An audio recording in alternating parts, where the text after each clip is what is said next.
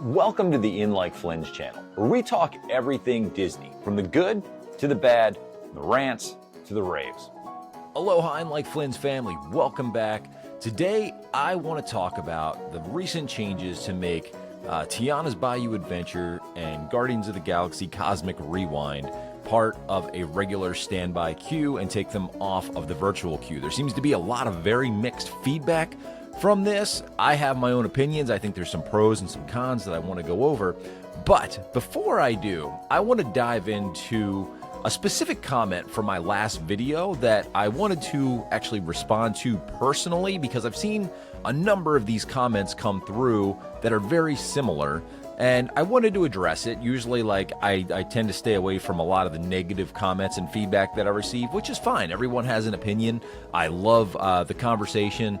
But I did want to address something just in general that, it kind of rubs me a little bit the wrong way.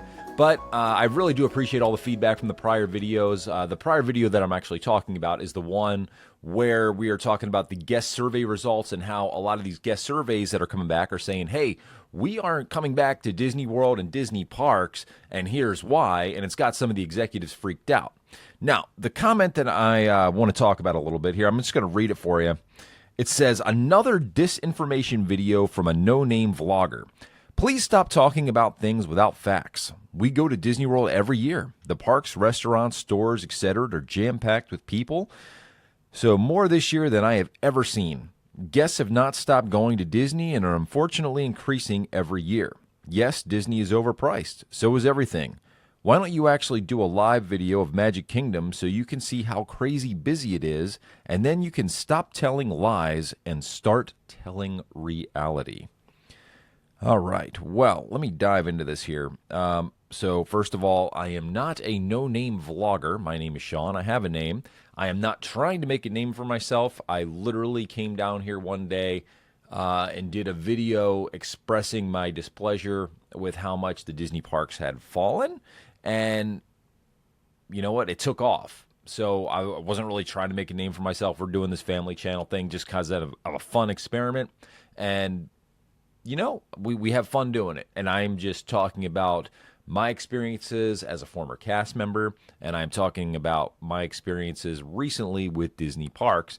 And, I vent my frustration sometimes. But let me be clear that I am still very much in love with the Disney parks. I would be lying if I said that I did not enjoy time in the Disney parks, because it would be a lie. We all do. As much as we vent our frustrations, we know deep down we are fans of the Disney parks when we really get down to it. We want them to succeed. We want them to come back to where they were 10, 15, 20 years ago to really exemplify more of Walt's vision.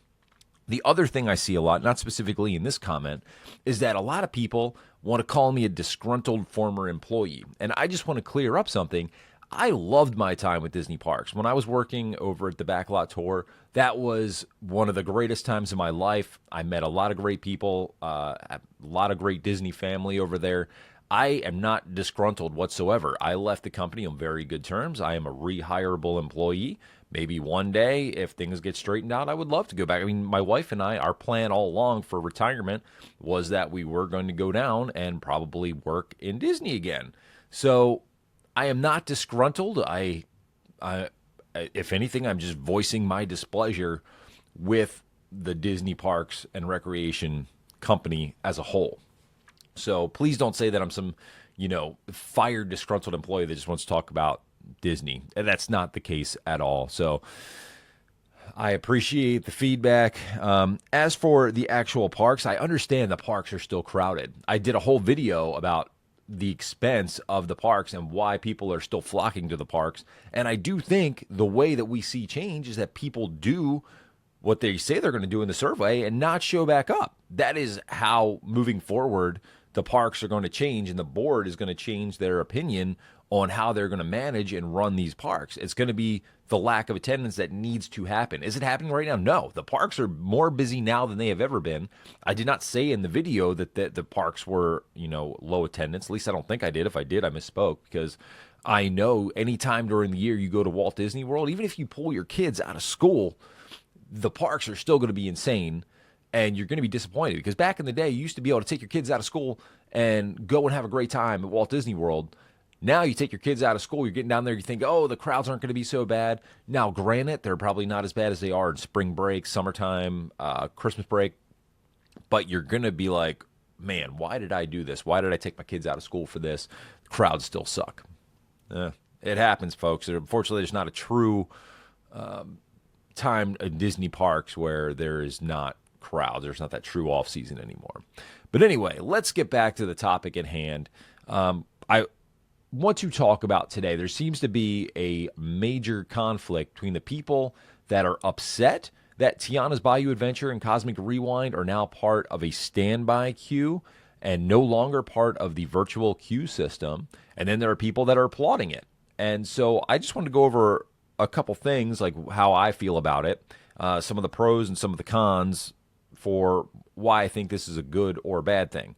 So for one, this is personal. So let's go over a little bit about why it sucks, right? Why people aren't liking the idea that it's no longer a virtual queue. So one, people didn't like getting up early. So I understand. I'm a morning person. So when 7 a.m. used to roll around and you would have to be on your phones and click, trying to get the virtual queues for the parks, and you already would have to have a park reservation, then you would have to hope that you would have good weather, because especially with Splash Mountain, if you had a bad weather day and you were really planning on going Tiana's Bayou Adventure that day, and there's a good chance the ride might be closed due to inclement weather, yeah, and then you might have to go home and not get on the ride, not get on the attraction because you weren't able to either get a virtual queue or, inclement weather at your one day in Magic Kingdom caused you not to be able to ride Tiana's Bayou Adventure. That was a negative. And people didn't want to have to get up early. And the fact that you would have to wake up early on your vacation, which you should do anyway because the early bird gets the worm, especially in Disney parks. You want to be there for rope drop. I will always go to the grave saying that. That's my number one tip. But some people, they want to sleep in. They want to enjoy their vacation, and I get it. To have to tell someone to wake up at 7 a.m., actually prior to 7 a.m., probably more like 6:50, to get up, get on their phones, have that park reservation ready, and then start pounding the buttons. So at 7 a.m., you're hopefully getting in the virtual queue and you can get on the attraction. Well, that's a big burden to a lot of people. And then if you don't get that, then you got to resort to paying for the attraction and paying a significant amount of money for the attraction depending on the day. So I totally get it. I understand why people would not want to like that. And it's fair. It's a fair argument. The other reason, and another one that I could see, is that, especially with Tiana's Bayou Adventure, going into the summertime, the standby queue for Tiana's Bayou Adventure is probably going to be pretty long going into the summertime. I actually don't know why they changed virtual queue for Tiana's Bayou Adventure now, as we're going to be going into the summer months, that during the most crowded period for Tiana's Bayou Adventure. Cosmic Rewind, it doesn't really matter so much, but people are saying the lines are going to be astronomical. Right, they probably will be. There's still some of the best and newest attractions at Walt Disney World. Well, I'm not going to say best for Tiana's Bayou Adventure. That's a whole different topic. But Cosmic Rewind, for sure. It's going to have an extremely long queue. You're probably going to be seeing those lines anywhere from 2 to 3 hours on any given busy park day.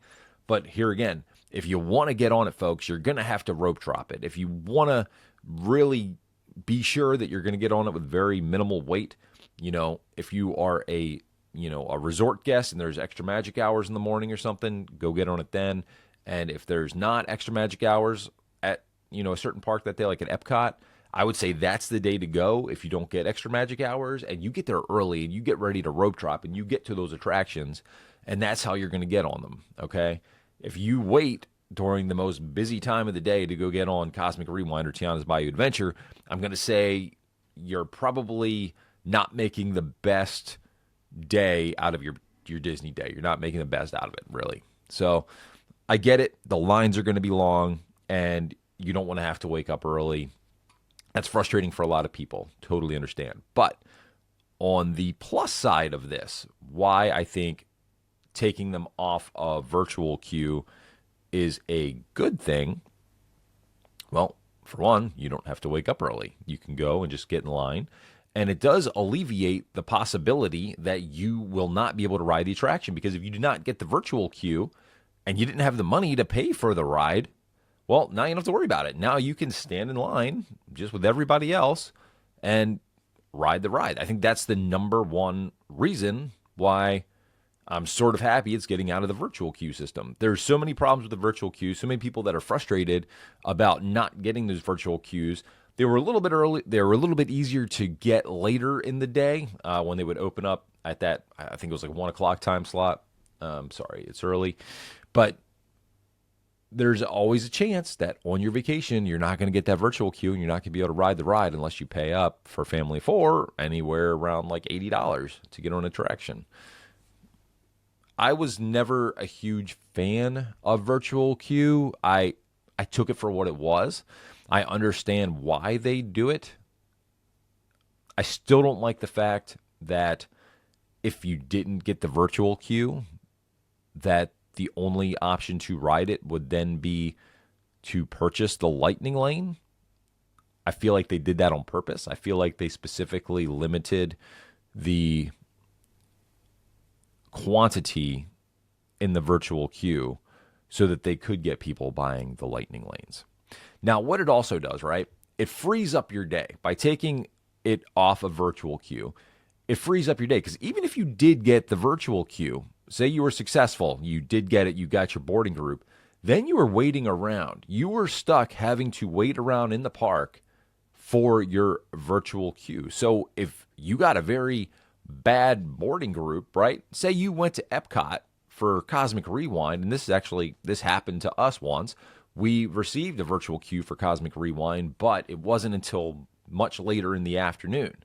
We were done in Epcot. We had done everything we wanted to do in Epcot that day. We had eaten, we had had lunch, we had gone on all the attractions we wanted to get on. There was some bad weather coming in. We wanted to get back to the resort, but our kids and us, we really wanted to ride Cosmic Rewind. So we were stuck waiting around in the parks for our boarding group to get called, which you never know when your boarding group's going to get called, because if the ride goes down, which is quite often due to, some sort of technical breakdown, then, you're just stuck waiting, and you're waiting and you're waiting and you're waiting, and it's not guaranteed. So the virtual queues were never fully guaranteed due to breakdowns, due to other circumstances, due to weather. And so now, without the virtual queue, you're not stuck having to wait around in the park waiting for a boarding group to get called. So that frees you up. If you want to go back to your resort, you can. If you want to go to another park, you can. You're not stuck having to wait for that virtual queue. That's the one thing that was probably my biggest flaw. My biggest issue with virtual queue was the whole standby waiting for your boarding group to get called and then not being able to do anything else. If you were lucky, you got one earlier in the day, but you still had to work your day around where you thought your boarding group was going to get called. So you didn't want to be in one part of the park and then see your boarding group get called, be standing in line for an attraction. Like, say you decided you wanted to go wait 90 minutes for Space Mountain, and guess what? You're 20 minutes into the Space Mountain queue, and they just called your boarding group for Tiana's Bayou Adventure. Now you're on the other side of the park. You had just wasted 20 minutes of your day standing in Space Mountain. Now, what do? Do you risk it? Do you sit there and say, oh, shoot, I've got an hour to get back to my boarding group? Do I get out of line for space? Do I just suck up the 20 minutes that I just lost? Or do I risk it and we try to see, hey, maybe we're still going to be able to get on Space Mountain? So that is alleviated. So I'm kind of cool with that. But a lot of people, again, they liked the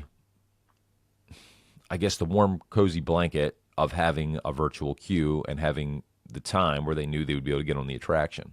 It just sucked for all the people, and I've seen it happen. I've read the message boards where people did not get the virtual queue for the one day that they were at the park. There's so many people that go to Epcot like on a one-day trip just to ride Cosmic Rewind, whether they're Marvel fans or just huge fans of the franchise. And then if you didn't get that virtual queue, you were kind of hosed. And then you weren't always guaranteed to get the lightning lane. That's a whole different story. The attraction goes down quite often. And yeah, even if you do have the virtual queue, I hate to break it to you, a lot of times there was still a good possibility of a long wait. I don't get all the hate, okay, between the virtual queue and non-virtual queue. I do think that these newer attractions, and I think Epic Universe is going to run into this when they open in May, that there's going to be some of these attractions where everyone's going for a handful of the select attractions, like especially the new ones that are going to be in the Super Mario World area in Universal. And I do get that you need these virtual queues to kind of curb the lines and the amount of people in a given space. But I don't understand all the people that have so much, I guess, what's the word I'm looking for? I don't know, so much hate for virtual queue and then so much hate on the other side of the fence when they take it off of virtual queue. That's just me. Like I said, there's pros and cons to both sides.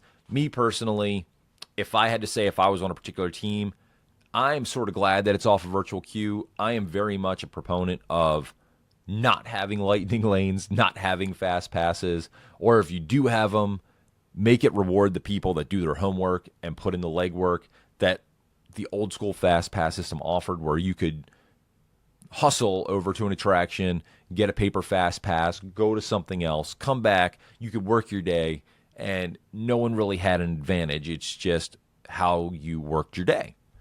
You know what? You gave a tip of the cap. If you were in line and you saw someone going through that fast pass line, hey, you gave them a little tip of the cap. Hey, I see what you did right there. You know, this attraction meant enough for you to get that paper fast pass and make it part of your day. Now you see someone going through the lightning lane and you're like, yeah, that person they bought their way up to the front of the line. And I get it. It's a little more frustrating that way. All right, well, I've ranted enough about this, but yeah, I would say I am team non-virtual queue. Give people the opportunity to just get in line and wait for an attraction. That's where I'm at, folks. Let me know what you think. Are you team virtual queue or are you team just regular open queue, free-for-all, go get in line, old school system?